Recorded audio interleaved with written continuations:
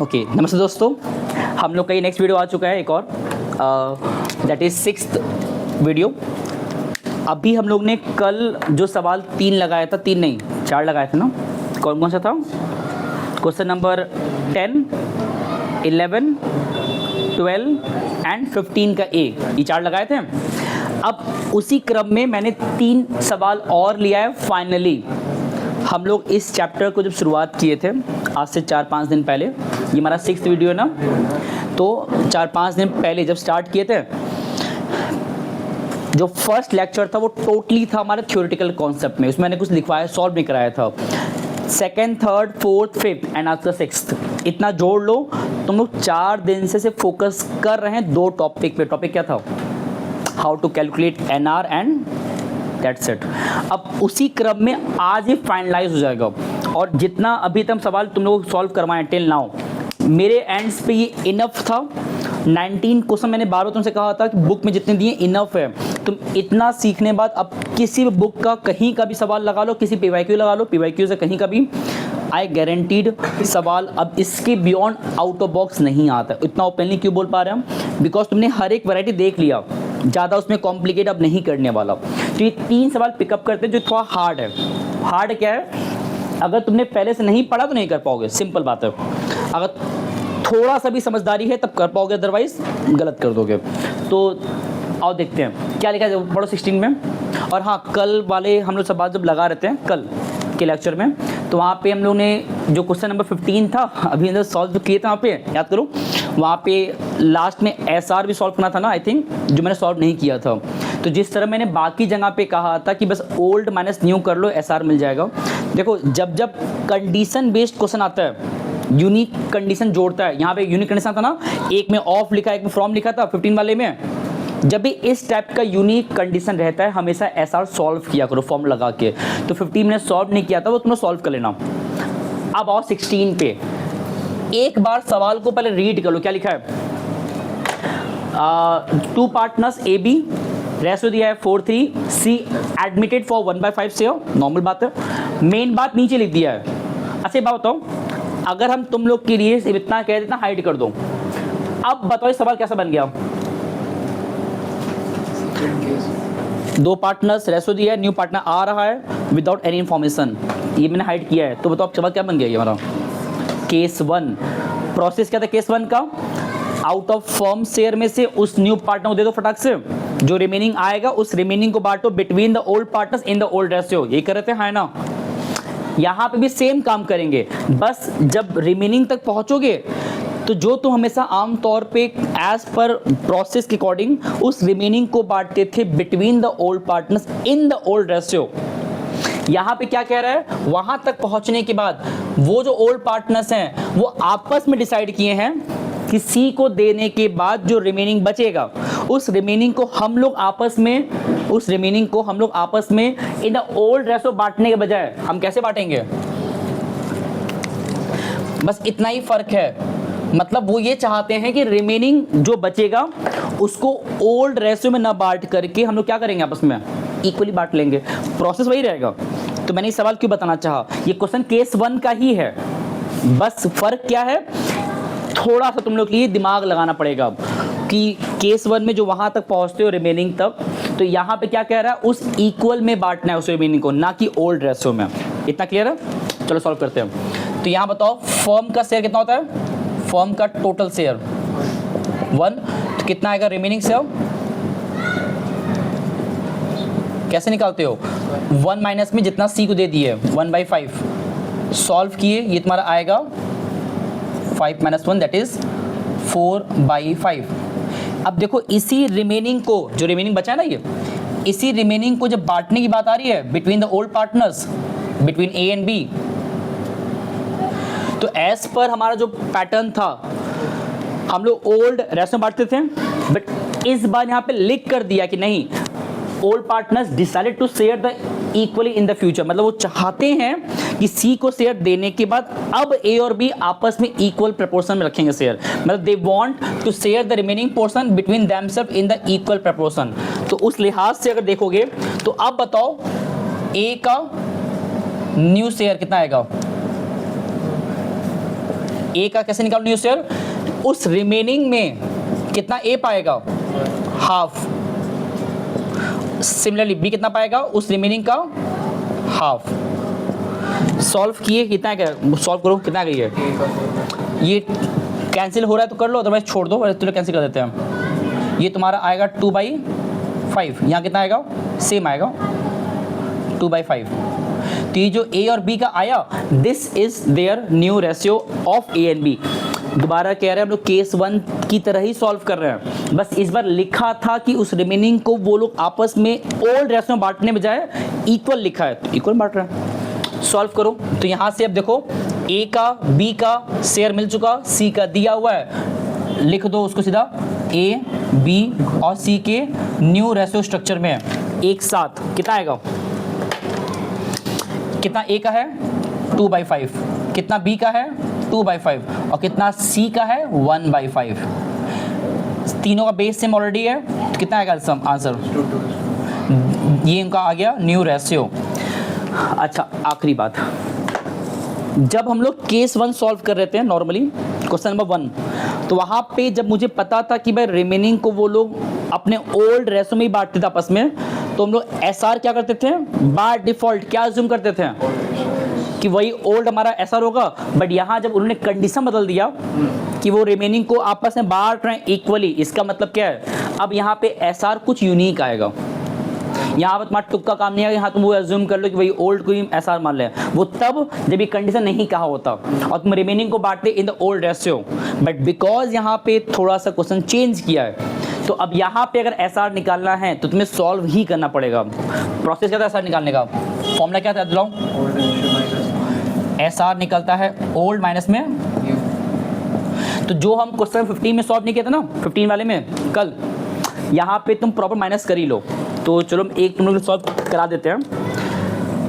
ए का अगर चेक करते हो एसआर मतलब सेक्रीफाइस प्रपोर्शन, तो कितना ए का ओल्ड है 4/7 और कितना इनका न्यू है 2/5। बी का निकालो सी 3/7 ओल्ड है और न्यू है इनका 2/5। इसका जब सॉल्व करोगे एलसीएम लेके 35 आएगा, ये आएगा 5 4 जा 20, ये आएगा 7 2 जा 14, माइनस किए तो आएगा 6/35। यहाँ कितना आएगा 5 3 जा 15,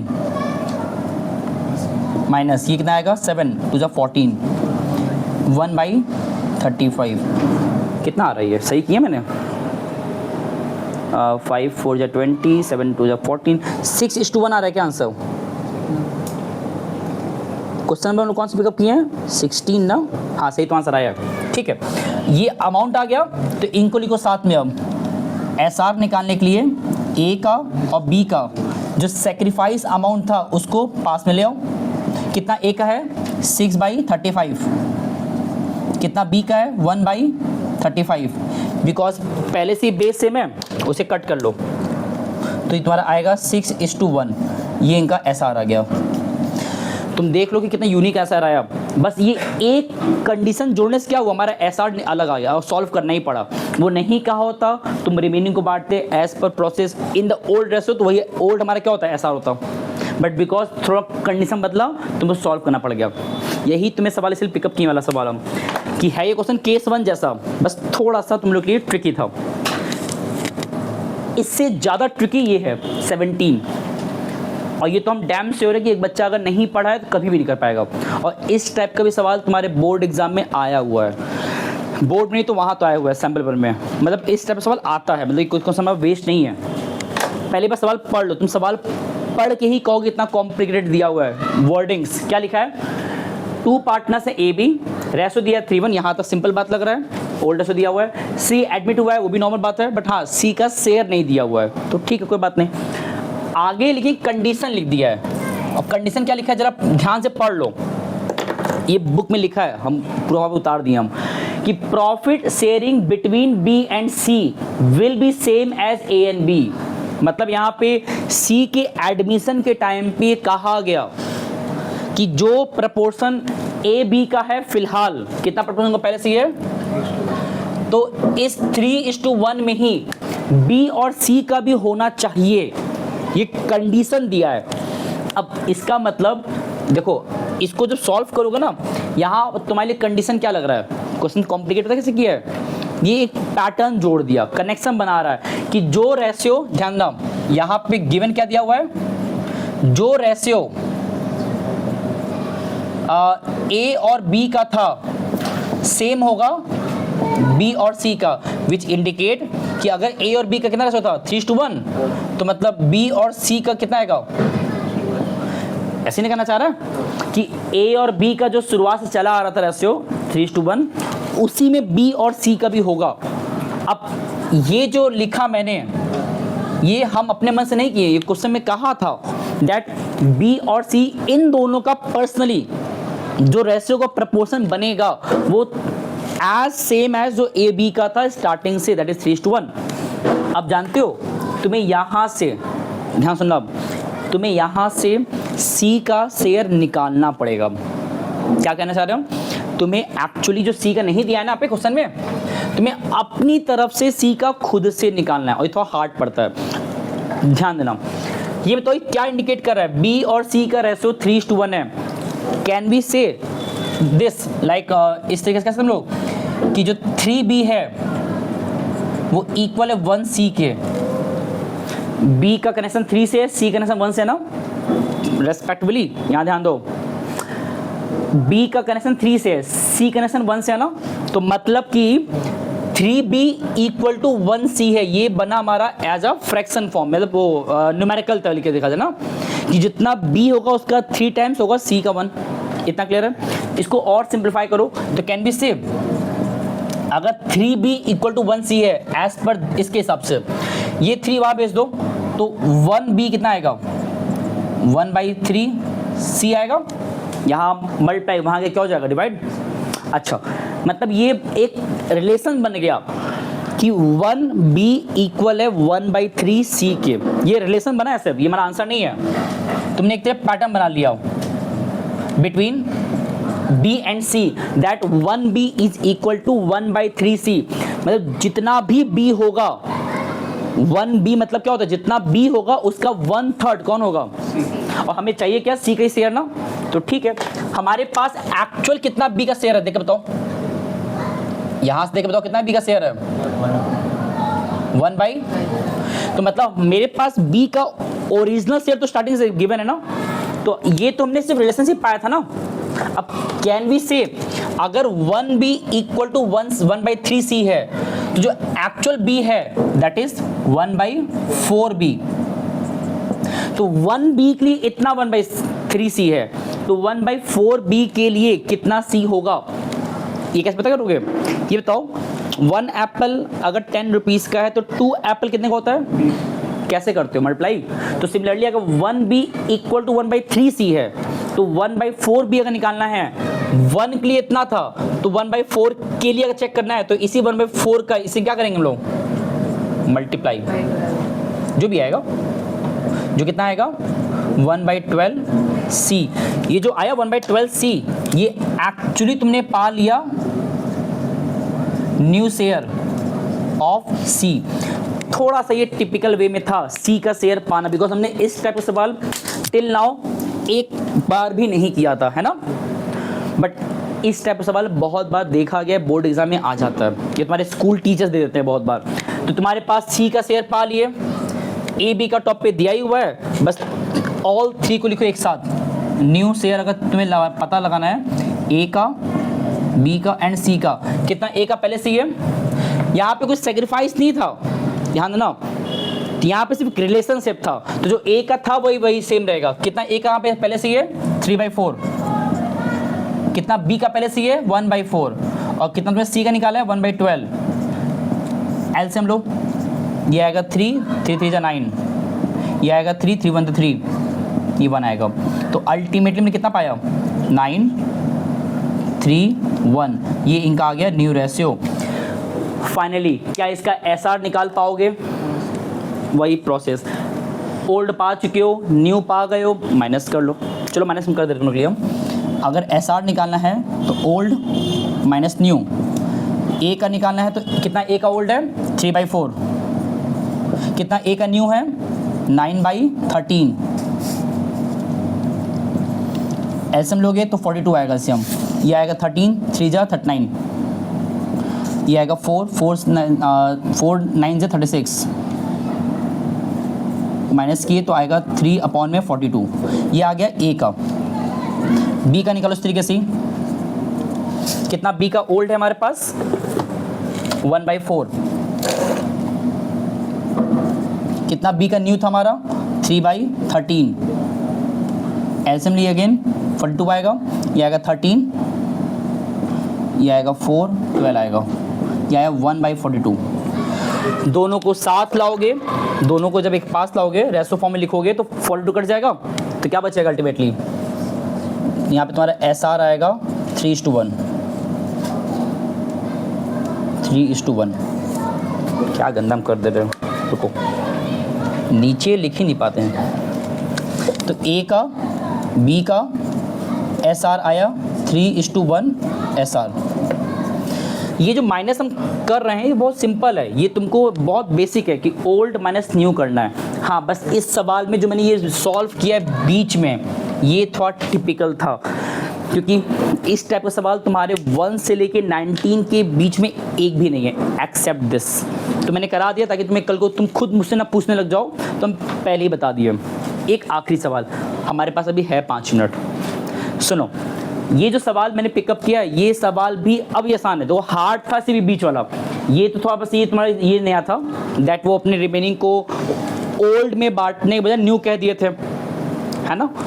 जानते हो यहाँ पे न्यू लिखा था, ठीक है, इक्वल लिखा था, यहाँ पे कुछ भी और कह सकता था, ये भी ध्यान देना। सुन लो कि यहाँ पे तो इक्वल कहा था, हो सकता है वो कहते हैं कि उस रिमेनिंग को बांटेंगे एक स्पेसिफिक रेशियो में, तो जो भी कहता उस प्रकार करते। क्या चीज़ पूछना है कुछ भी। चलो अब आ जाओ 18 पे, जो कि हमारा लास्ट सवाल है आज का। अब एक बार पहले इसको भी पढ़ लो। 3 पार्टनर्स 4, 3, 2 एंड डी एडमिट हुआ 1/9 के लिए। अगेन अगर हम इस कंप्लीट लाइन को हाइड कर दें, अब बताओ क्वेश्चन कैसा बन गया, देख के बताओ सीरियस। अगर मैंने हाइड कर दिया डी के शेयर को, सॉरी नीचे लाइन को, तो अब इस सवाल में कैसा बन गया, केस 1 बना। देख लो ध्यान से, 3 पार्टनर्स डी एडमिट हुआ है, ये हाइड कर दो तो ये हमारा केस 1 दिख रहा है। बस बिकॉज यहाँ पे एक बात जोड़ दिया एक्स्ट्रा, क्या जोड़ा है, that A want to retain his share even after D admit हुआ है तो भी, मतलब कि डी के साथ साथ ए का जो शेयर है यहाँ पे तो कितना ए का शेयर है 4/9 ना। ए चाहता है वो अपने शेयर को भी सेम रखना है, मतलब वो सैक्रिफाइस नहीं करना चाहता। मतलब एक तरीके से यहाँ पे डी के साथ साथ एक न्यू पार्टनर ए, सॉरी ओल्ड पार्टनर ए, वो अपने शेयर को इंटैक्ट सेम रखना चाहता है। तो बताओ क्या करेंगे इसके लिए हम लोग। जब हम लोग फर्म का टोटल शेयर निकालते हैं, टोटल शेयर, तो ये होता है 1, जिसमें से जब हम लोग निकालते हैं रिमेनिंग, जानते हो इस सवाल को पिकअप करने के पीछे जो रीज़न है वो भी आगे समझ जाओगे। मैंने हर एक सवाल को बार बार कह रहा हूँ, देखे हैं जो सवाल तुमसे दिक्कत आता करते वो मुझे खुद ही करा दे रहा हूँ तुम्हारे बिना कहे, और जो छोड़ रहे हैं आई गारंटी उसमें कुछ भी नया नहीं है, होता तुमसे पहले ही करा दिया, तुम्हारे बिना कहे लगा देते हम। इसमें नया पट है, देखो कैसे रिमेनिंग शेयर कैसे निकालते हो, आउट ऑफ टोटल में से जो डी आ रहा है वो लेस करते हो, है ना।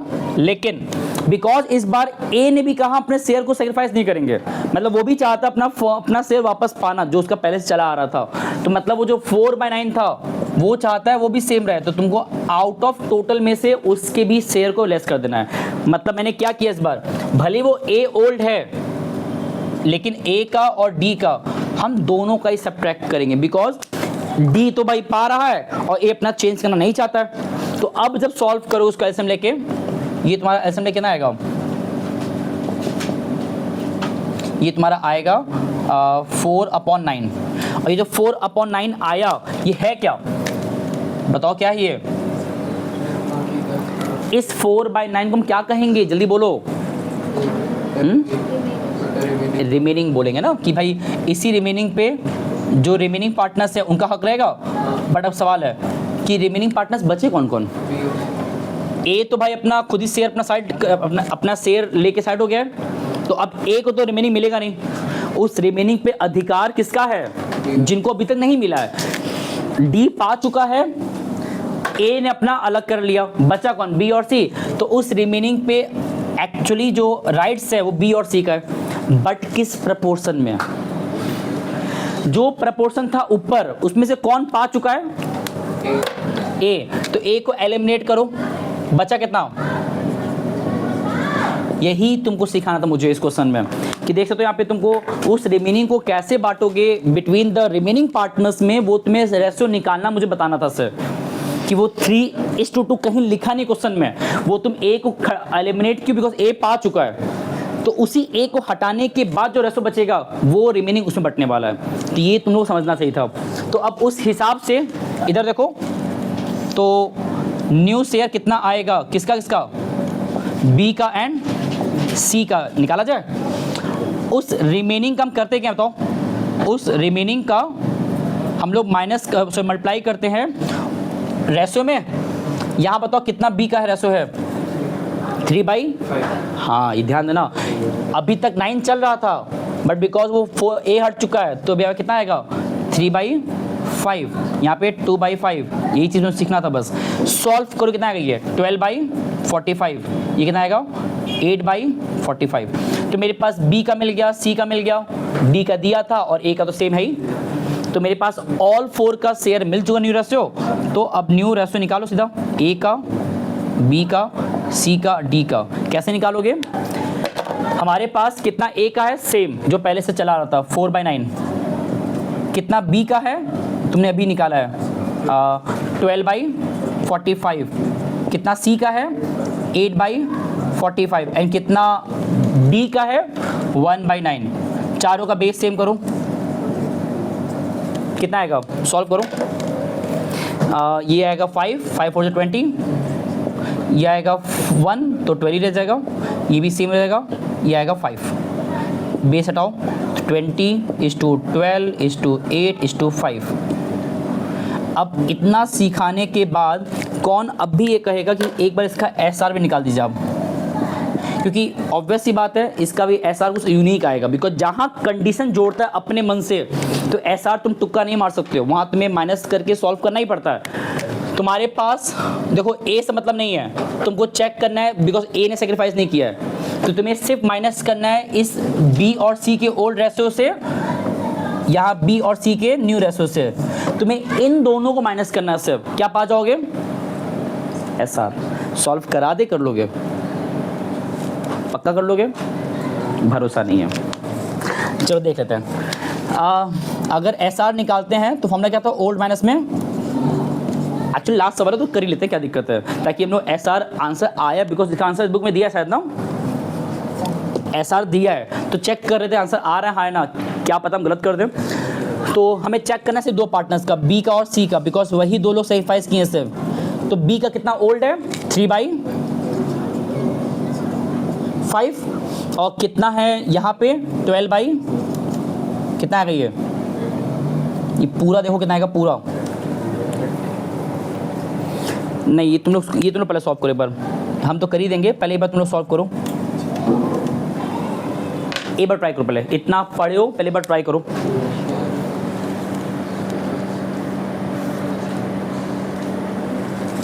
ठीक है, तो जो मैंने भी कहा था कि यहाँ से B का कितना है ओल्ड 3/5, कितना पे न्यू है 12/45, माइनस करो। कितना C का है ओल्ड 2/5, ये ध्यान देना A एलिमिनेट हो चुका है, तो जब ओल्ड निकालते हो B और C का वो आएगा 3/5 2/5, और जब यहाँ निकालोगे न्यू तो 12/45 8/45, माइनस किए तुम इतना हासिल किए, फिर दोनों को लिखो फ्रैक्शन के फॉर्म में, रेशो फॉर्म में, जब सॉल्व किए कितना आया 3/2, इसको कैंसिल करना पड़ेगा, ये हमारा एसआर है।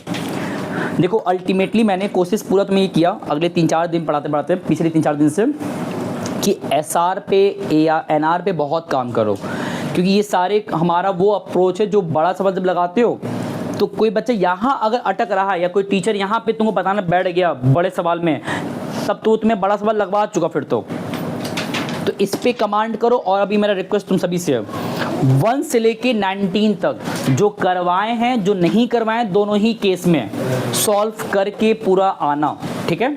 चलो कल मिलते हैं नेक्स्ट टाइम, और बाकी इसका फोटो ले सकते हो।